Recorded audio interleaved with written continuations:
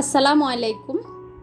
MN blog থেকে আমি নাসরিন রহমান আবারও ফিরে এলাম নতুন একটি ভিডিও নিয়ে। আশা করি বরাবরের মতো আমার আজকের ভিডিও আপনাদের ভালো লাগবে। Welcome back to my channel. জুম্মা মোবারক। আজ ছিল শুক্রবার, আর শুক্রবার মানে একটু সবাই মিলে মজা করা, তারপর বাচ্চারা বাসায় থাকে, ভালো লাগে আসলে এই দিনটা আমার।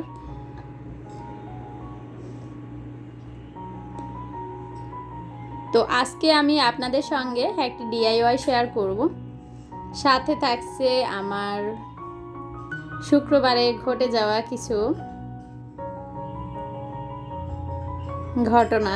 তো ঘটনা কি মানে দুষ্ট মিষ্টি কিছু ঘটনা তো ঘটেই আমাদের জীবনে। তো যাই হোক, বারান্দায় আসলাম, আর বারান্দায় এসে দেখি এই গাছটা এখন সব সময় ফুল ফুটে থাকে, ভালো লাগে আসলে।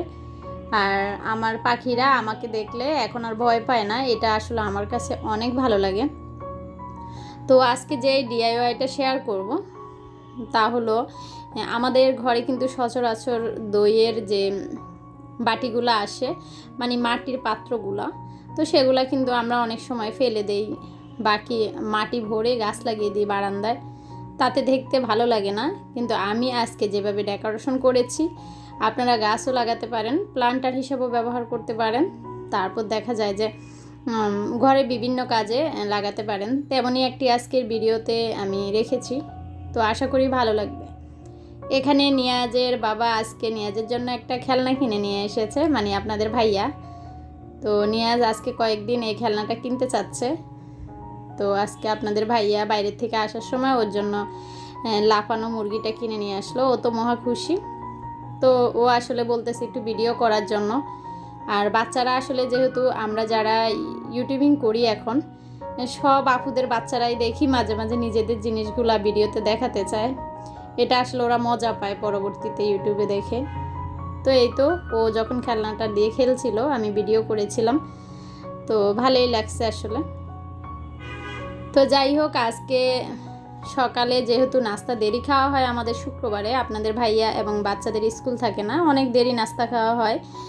তো আজকে নাস্তা টাস্তা কিছুই ভিডিও করিনি। তো নাস্তা খাওয়ার পরে নিয়াজ যখন খেলছিল তখন ভিডিও করেছি। আবার দেখা যায় যে এই যে আমার কবুতরটা, ওনা এখন আমাকে আসলে এতই ভালোবাসে, আমি যখন বারান্দায় যাই ও ঠোঁটটা দিয়ে আমার হাতে মানে কামড়ায়ও না, কেমন জানি করে। তো দেখি আজকে কয়েকদিন ওকে যখন আমি হাতে রাখি, ও একদমই উড়াল দেয় না, আমার হাতের ভিতরে ঠুকরিয়ে দেয়, তারপর থাকে। এই যে দেখেন, রুমের মধ্যে নিয়ে এসেছি, ও উঠতেছে না, কিছু করতেছে না, আমার হাতেই বসে আছে। আসলে ওরাও জানে আমি ওদেরকে অনেক ভালোবাসি, তাই ওরাও আসলে আমার ভালোবাসায় সিদ্ধ। তো আমার এই কবুতরগুলার প্রায় 4টা বেবি হয়েছিল, বেশিরভাগ বেবিগুলো মারা গেছে। আলহামদুলিল্লাহ এবার বেবিগুলো সুস্থ আছে। এই যে এটারই একটা বেবি, মাশাআল্লাহ অনেক বড় হয়েছে। এগুলো হচ্ছে বাংলা সিরাজি। তো দোয়া করবেন। আসলে পশু পাখি যখন পালা হয় তখন আসলে ওরা যদি অসুস্থ হয় বা কোনো সমস্যা হয়, যে পালে তার যে কতটুকু কষ্ট, যারা আসলে লালন পালন করেন তারাই জানেন। তো এসেছিলাম আমি রুম গুছাবো বলে, পরে আমি বারান্দায় গিয়েছিলাম যে কবুতরকে আগে খাবার দিয়ে আসি। খাবার দিতে এসে কোনো কাজকর্ম তো করিই না, কাজকর্ম রেখে ওকে নিয়ে দুষ্টামি করতেছিলাম।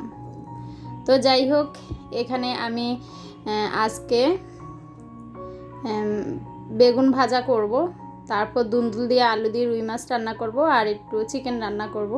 তো চিকেন রান্না সবসময় আমি দেখাই, তো ভাবলাম আজকে শর্টকাট কিভাবে বেগুন ভাজা করতেছি সেটা একটু শেয়ার করি। এখানে তেলের মধ্যে পেঁয়াজ আর হয়েছে কাঁচামরিচ ফালি দিয়ে একটু ভেজে নিয়েছি, তারপর হলুদ গুঁড়া, মরিচ গুঁড়া, লবণ দিয়ে তারপর এটাতে একটু রসুন বাটা আর একটু জিরা বাটা দিব। তো দিয়ে এটাকে আমি একটু কষিয়ে তারপর আমি বেগুনগুলা দিব। আমিও বেশিরভাগ এই যে বেগুনগুলা হলুদ মরিচ দিয়ে ওভাবে মাখিয়ে তারপর কিন্তু ভেজে নেই তেলে, কিন্তু মাঝে মাঝে এভাবে বেগুন ভাজা করে দেখবেন, এটাও কিন্তু অনেক মজা লাগে। আমার মা দেখতাম প্রায় এভাবে বেগুন ভাজা করে, আমার কাছে ভালো লাগে। তো আজকে মনে করলাম যে ওইভাবে না ভেজে এইভাবে বেগুনটা রান্না করে নেই। তারপর এই যে আমি বেগুনগুলো একে একে করে দিয়ে দিলাম, আর আমার যখন বেগুনটা দেওয়া হয়ে যাবে তখন আমি এখানে ঢেকে দিব। তা আজ বাচ্চাদের জন্য যে চিকেনটা রান্না করব সেটা একটু সাদাভাবে রান্না করব, সাথে একটু পোলাও করে দিব, তাহলে বেগুন ভাজা, পোলাও, চিকেন আর একটু তরকারি রান্না করতেছি, সেটা আবার রাতে হয়ে যাবে এই আর কি। তো এই তো এখন আমি ঢেকে রাখার পর তারপর বেগুনগুলো একটু এভাবে উল্টিয়ে দিলাম, আর উল্টিয়ে দেওয়ার পর আবারও ঢেকে দিব, তখনই কিন্তু বেগুনগুলো পুরোপুরি সিদ্ধ হয়ে যাবে।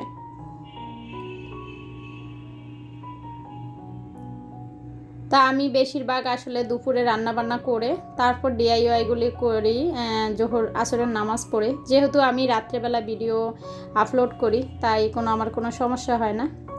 তো যাই হোক, রান্নাবান্না শেষ করে আমরা কিন্তু খাবার দাবার শেষ করে ফেলেছি। এখন আমি আসরের নামাজ পড়ে ডিআইওয়াইটা করছি। এই যে এটা হয়েছে একটা দইয়ের পাতিল।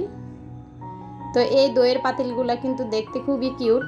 ইচ্ছা করলে আপনারা এইভাবেও রাখতে পারেন, কিন্তু এইভাবে রাখাচ্ছে যদি একটু সাজুগুজু করিয়ে দেন তাহলে কিন্তু আসলে দেখতে আরও ভালো লাগবে। তো আসলে আমিও তেমন আর্ট পারি না বা আঁকাবুকি করতে পারি না, কিন্তু এটা করার পর দেখলাম যে মাশাআল্লাহ খুব সুন্দর হয়েছে। তো এটা সিম্পল একটা ডিজাইন দিচ্ছি, আশা করি আপনারা দেখলে যেই কোনো কেউ এই ডিজাইনটা করতে পারবেন।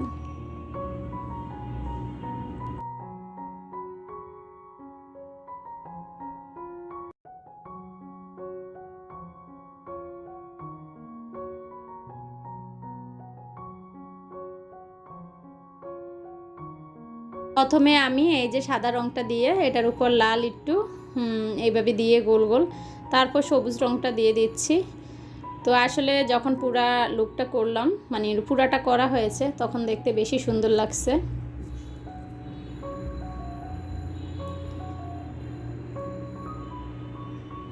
এভাবে সাজিয়ে যদি আমরা বারান্দায় ঝুলিয়ে ঝুলিয়ে গাছও লাগাই তাহলেও কিন্তু দেখতে খুব সুন্দর লাগবে।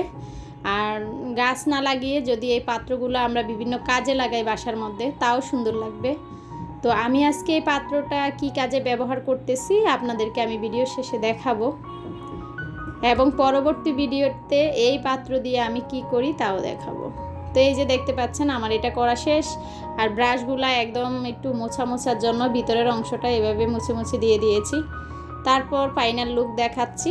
এটাকে ইচ্ছা করলে আপনারা ওষুধ রাখতে পারবেন, আর আমি চাচ্ছি এটাতে আমার যে লেসগুলা ব্যবহার করি সেগুলা রেখে দিব। তো এই যে লেসগুলা রাখলেও খুব সুন্দর লাগে, দেখাচ্ছি আমি।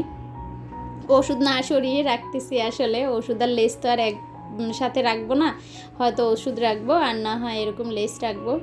তো আমি এটা আপাতত বারান্দায় দিচ্ছি না, এটা আমার বাসার ভিতরেই থাকবে। এটা ড্রেসিং টেবিলের উপরে কাঁকড়া, ব্যান্ড সব কিছুই রাখতে পারবেন, দেখতে খুব সুন্দর লাগবে।